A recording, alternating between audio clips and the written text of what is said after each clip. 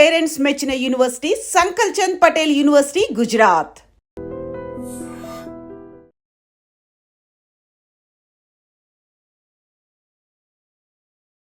నమస్తే, welcome to I dream. చాలా మందికి కిడ్నీలో స్టోన్స్ రావడము, దాని బారిన పడి కిడ్నీలు కొంతకాలానికి పూర్తిగా పాడైపోవడం కూడా చూస్తూ ఉంటాము. అయితే ఇక్కడ ప్రధాన సమస్య ఏంటంటే, ఒక కిడ్నీ పూర్తిగా పాడైపోయింది అనుకుందాము. మరి ఇంకొక కిడ్నీతో ఎంతకాలం ఆ మనిషి సర్వైవ్ అవ్వగలరు? ఒక్క కిడ్నీతో ఆ మనిషి జీవితకాలం ఎంతవరకు సజావుగా సాగుతుంది? మరి పాడైపోయిన కిడ్నీ బాగవ్వాలంటే ఏం చేయాలి? నిజంగా ఈ రోజుల్లో కిడ్నీలో స్టోన్స్ ఫామ్ అయితే ట్రీట్మెంట్ చాలా ఎక్స్‌పెన్సివ్ అని వింటున్నాము. అది ఎంతవరకు వాస్తవము? అత్యాధునిక చికిత్సా విధానాలు ఏవేవి ఉన్నాయని తెలుసుకుందాం. నమస్కారం అండి. నమస్తే. డాక్టర్ గారు, ఇప్పుడు అనుకోని కారణాల వల్ల ఇప్పుడు కిడ్నీలో స్టోన్ ఫామ్ అయింది, లేదు అనేది తెలియదు. పెయిన్ వచ్చి సర్జరీ అయిపోతే గానీ అప్పటి వరకు ఒక పేషెంట్‌కి అర్థమే కాదు. అనుకోని కారణాల వల్ల కిడ్నీ డ్యామేజ్ అయిపోయింది అనుకుందాము. ఉన్న 2 కిడ్నీలలో ఒక్క కిడ్నీతోటే ఒక మనిషి ఎన్ని రోజులు సర్వైవ్ అవ్వగలడు? అలా ఏం లేదండి. ఒక కిడ్నీతో పూర్తి జీవితం మామూలుగా ఏ ఇబ్బందులు లేకుండా ఉండగలుగుతారు. మీకు లైఫ్ లాంగ్. లైఫ్ లాంగ్ అండి. ఉదాహరణకి కొన్ని మీకు చెప్పడానికి, క్లినిక్‌లో మేము చూసేటప్పుడు ఒక్కొక్కసారి మామూలుగా ఏదో కారణానికి కడుపు నొప్పి వచ్చిందనో, ఇంకెందుకో స్కాన్ చేసి చూస్తే వాళ్ళకి ఒకటే కిడ్నీ ఉందని తెలుస్తుంది.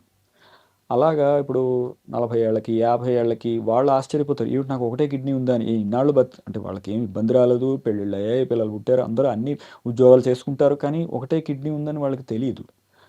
కొంతమందికి 2 కిడ్నీలు ఉంటాయి గానీ, ఒకటి పూర్తిగా చిన్నదైపోయి అసలు పని చేయకుండా ఉంటుంది. రెండోది కొంచెం పెద్దదయ్యి కాంపెన్సేటరీ హైపర్ట్రోఫీ అంటారు. కొంచెం పెద్దదిగా కనిపించి అది పూర్తిగా దీని పని కూడా అదే చేస్తూ ఉంటుంది. సో, ఒకటే కిడ్నీ ఉన్నంత మాత్రాన ఏదో ఇబ్బంది అవుతుందన్న ఇదేం లేదు. ఇంకొకటేంటంటే, మనం కిడ్నీ ట్రాన్స్‌ప్లాంట్ చేస్తాం కదా! ట్రాన్స్‌ప్లాంట్ చేసేటప్పుడు డోనర్ ఉంటారు. కిడ్నీ ఇచ్చేవాళ్ళు. వాళ్ళు మరి ఒక కిడ్నీ ఇచ్చేస్తే వాళ్ళు ఇచ్చేసిన వాళ్ళకి ఇంక ఒకటే మిగులుతుంది కదా! అయినా గానీ వాళ్ళకి జీవితకాలం తగ్గిపోతుందనో, ఇంకేదో ఇబ్బందొస్తుందనో అంటే అంటే ఆ దానం అది ఇబ్బందవుతుంది కదా! అంటారు కదా, ఒకే కిడ్నీతో ఎంతకాలం బతుకుతావురా నువ్వు అని అలా మామూలుగా పెద్దవాళ్ళు చెప్తూ ఉంటారు. సో, లేదండి. అలా ఏం లేదు. ఆ! మామూలుగా ఆ కిడ్నీ ఆరోగ్యకరంగా ఉంటే ఒక్క కిడ్నీతో ఒక్క అయినా గూడా మనిషి కిడ్నీతో హ్యాపీగా బతకొచ్చు. హ్యాపీగా బతకవచ్చు. ఏ ఇబ్బంది ఉండదు.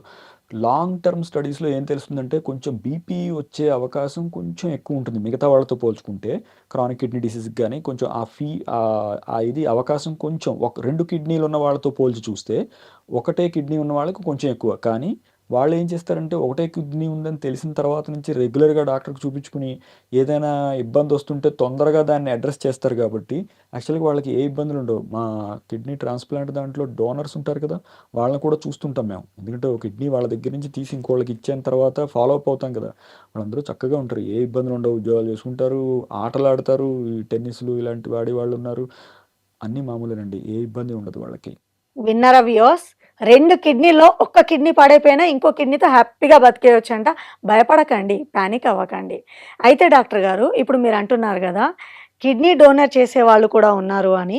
అయితే ఈ ట్రీట్మెంట్ చాలా ఎక్స్‌పెన్సివ్ అని వింటాము. వాస్తవమేనా? ఎక్స్‌పెన్సివ్ అంటేనండి మామూలుగా అది అంటే రిలేటివ్ టర్మ్ అది. మామూలుగా ఎలా చెప్పాలో నాకు తెలీదు గానీ, ఒక 2 సర్జరీలు చేయాలి కదండీ! ఇప్పుడు డొనేట్ చేసే వాళ్ళకి పొట్ట కోసి కిడ్నీ బయటికి తీయాలి. తీసుకునే వాళ్ళకి ఈ కిడ్నీని మళ్ళీ అందులో పెట్టాలి. సో, 2 సర్జరీలు చేయాల్సుంటుంది. డొనేట్ చేసే వాళ్ళకి ఇక తీయడం తర్వాత ఇంక మామూలుగా జనరల్‌గా బీపీ, షుగర్ ఇలాంటివి ఏమైనా ఉంటే కంట్రోల్ చేయడం, రికవర్ అయ్యే వరకు చూడడం. రిసీవర్‌కి మాత్రం అంటే రెసిపియెంట్‌కి మాత్రం ఇమ్యూనో సప్రెషన్ ఉంటుంది. కొంచెం కాంప్లికేషన్ రేట్ ఎక్కువుంటుంది కదా! అంటే ఇప్పుడు ఈ కిడ్నీ పెట్టేటప్పుడు అది రిజెక్ట్ అయిపోకుండా చూసుకోవాల్సిన మందులు, నేటివ్ కిడ్నీ డిసీజ్‌కి సంబంధించిన కాంప్లికేషన్సు, ఆ డయాలిసిస్ అవసరమైతే అవి, ఇవన్నీ కలిపి చూసేసరికి అది కొంచెం మిగతా వాటితో పోల్చి చూస్తే కొంచెం ఎక్కువలా అనిపిస్తుంది గానీ, మామూలుగా క్వాలిటీ ఆఫ్ లైఫ్ పద్ధతిలో చూస్తే అంటే వాళ్ళ జీవితంలో ఎన్ని మార్పులొచ్చాయి. ఇప్పుడు డయాలిసిస్ వారానికి 3 సార్లు చేయాలంటే ఆ ఖర్చవుతుంది కదండీ! అది జీవితాంతం ఉంటుంది. దాంతో పోల్చి చూసుకుంటే జీవితాంతం. డయాలిసిస్ కిడ్నీ పాడైపోయి డయాలిసిస్ మీదకొచ్చిన వాళ్ళు మళ్ళీ ట్రాన్స్‌ప్లాంట్ అయ్యే వరకో, లేకపోతే జీవితాంతం డయాలిసిస్ మీద ఉండవలసిందే చాలామంది. ఇప్పుడు ట్రాన్స్‌ప్లాంట్ అయిన తర్వాత ఈ ఎన్ని మంత్స్ వరకు మానిటర్ చేస్తారు మీరు?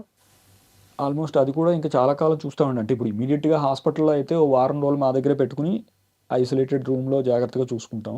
డిశ్చార్జ్ అయిన తర్వాత ఒక నెల పాటు కొంచెం అక్కడ ఇక్కడ తిరగకండి, అంటే ఇన్ఫెక్షన్లు వచ్చే అవకాశం ఎక్కువ ఉంటుంది ట్రాన్స్ప్లాంట్ అప్పుడే కొత్తగా అయిన వాళ్ళలో.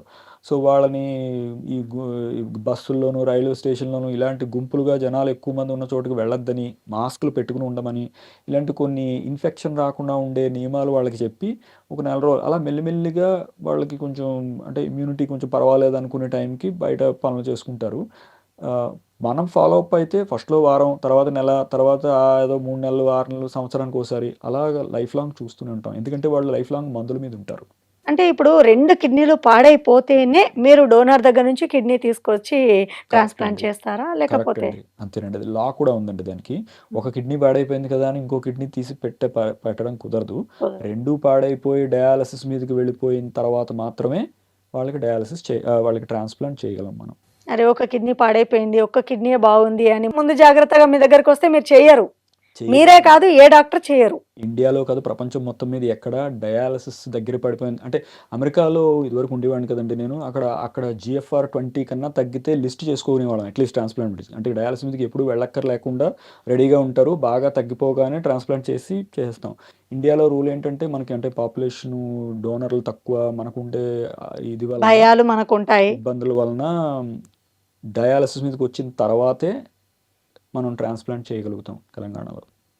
హ్మ్. సో, మిగతా ఏ పరిస్థితిలో కూడా చెయ్యరు. ఇది క్లియర్.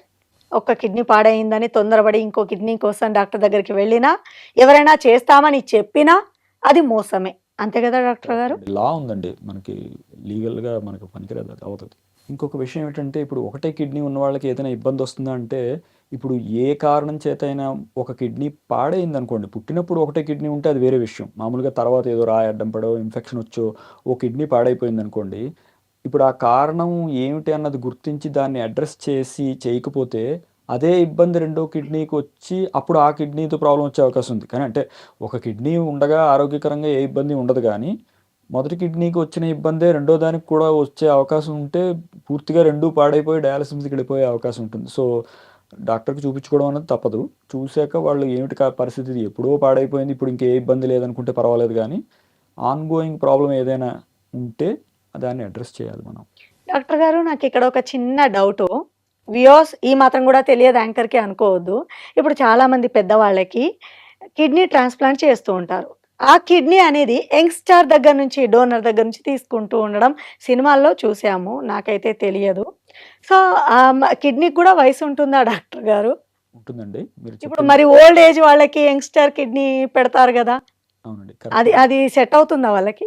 వయసుతో సంబంధం లేదండి సెట్ అవ్వడానికి. కానీ మనం ఏం చేస్తామంటే ఆ ఏజ్ మ్యాచ్‌కి అంటే ఆర్గన్ ఏజు, మనిషి ఏజు మ్యాచ్ అవ్వడానికి కూడా కొంచెం ప్రయత్నిస్తాం. ఇప్పుడు మన జీవన్‌దాన్ ప్రోగ్రామ్‌లో కెడావర్ కిడ్నీ వచ్చినప్పుడు ఇలాంటివి చూస్తారు వాళ్ళు కూడా. అంటే ఇప్పుడు ఉదాహరణకి కిడ్నీ తీసుకోవాల్సిన ఆయనకి అంటే పాడైపోయి 2 కిడ్నీలు పాడైపోయి తీసుకోవాల్సిన ఆయనకి వయసు 50 ఉందనుకోండి.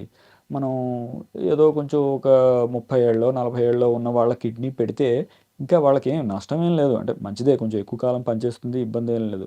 కానీ అలా అని ఇప్పుడు 20 ఏళ్ల వాడు ఉన్నాడనుకోండి, ఏదో కారణం వల్ల చిన్నప్పుడు ఇబ్బందులొచ్చి 20 ఏళ్ల వాళ్ళకి 55 ఏళ్ల వాళ్ళ కిడ్నీ పెట్టాలంటే మనం ఆలోచిస్తాం. అంటే తప్పదంటే పెడతాం. ఇప్పుడు పిల్లలకి తల్లిదండ్రులు కిడ్నీలు ఇచ్చిన సన్నివేశాలున్నాయి మనకి. మన తండ్రొస్తాడు, కిడ్నీ ఇలాంటి ఇస్తానంటాడు. సందర్భాల్లో ఓకే. అలాంటప్పుడు కొంచెం వయసు తేడా ఉంటుంది, పెడతాం. కానీ ఆరోగ్యకరంగా ఉంటే కిడ్నీ పెద్ద డిఫరెన్స్ ఏం రాదు. వీళ్ళు జాగ్రత్తగా చూసుకుంటారు. కొన్ని దశాబ్దాల పాటు ఇబ్బంది లేకుండా నడుస్తుంది ఆ కిడ్నీ ఆ పిల్లవాళ్ళు. యూజువల్‌గా ఏజ్ మ్యాచ్ కూడా ఉండేలా ప్రయత్నిస్తాం. ఖచ్చితంగా అలాగే ఉండాలని రూల్ ఏం లేదు. చిన్న వయసున్న కిడ్నీ తీసుకెళ్ళి పెద్దవాళ్ళకి పెట్టినా, పెద్ద వయసున్న కిడ్నీ తీసుకొచ్చి చిన్నవాళ్ళకి పెట్టినా ఇబ్బందుండదు. మరీ ఎక్కువ వయసున్న డోనర్ల కిడ్నీ తీసుకొచ్చి బాగా చిన్నవాళ్ళకి పెట్టడానికి ప్రయత్నించం మనం. ఎందుకంటే మళ్ళీ దానికి కూడా ఏజ్ ఉంటుంది కదా! అప్పటికే ఒక 60 ఏళ్ల పాటు ఉన్న కిడ్నీ తీసుకెళ్ళి 20 ఏళ్ల వాళ్ళకి పెడితే ఇది పూర్తిగా వాళ్ళకి ఉంటుందో లేదో అని అనుమానం కొద్దీని. అంతకన్నా.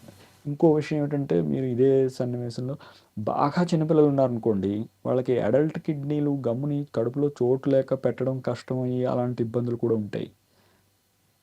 సో, అవి కూడా మామూలు అంటే కిడ్నీ సైజు వాళ్ళ హ్మ్. వాళ్ళ శరీరం సైజుకి ఇప్పుడు అడల్ట్ సైజ్ కిడ్నీ మొత్తం కొంచెం ఎక్కువ చోటు ఆక్రమిస్తుంది కదా! అవును కదా! బాగా నిజమే. చిన్న పిల్లలకి. ఆ! సో, ఇలాంటప్పుడు ఏం చేయాలి? ఇలాంటి దానికి అంటే కొన్నాళ్ల పాటు వాళ్ళని మేనేజ్ చేసి తర్వాత పెట్టడమా? ఇలాంటివన్నీ చూసి ఇలాంటి చేస్తారు. సందర్భాలు మీరు చూస్తూ ఉంటారా డాక్టర్ గారు? ఆ! మీ ఉంటాయండి. ఇన్ని ఇయర్స్ అసలంటూ ఎక్స్పీరియన్స్‌లో ఇలాంటి సందర్భాలు ఎన్ని చూసుంటారు మీరు? తక్కువండి. కొంచెం ఆ! అంటే అంతలాగా అవసరం రాలేదు గానీ, అదే అసలంటూ వస్తాయి. ఇప్పుడు ఎందుకంటే చిన్న పిల్లల్లో కూడా కిడ్నీ వ్యాధులుండి, వాళ్ళకి ఇబ్బందులొచ్చిన వాళ్ళు ఉంటారు కదా! వినడానికే చాలా పెయిన్‌ఫుల్‌గా అవును. ఉందండి. అవును. యెస్. వీళ్ళు ఇంకా చిన్నప్పుడే ఈ ప్రాబ్లమ్ వచ్చిందంటే లైఫ్ అంతా మెయింటైన్ చేయాలి గదండీ జాగ్రత్తలు. అవునండి.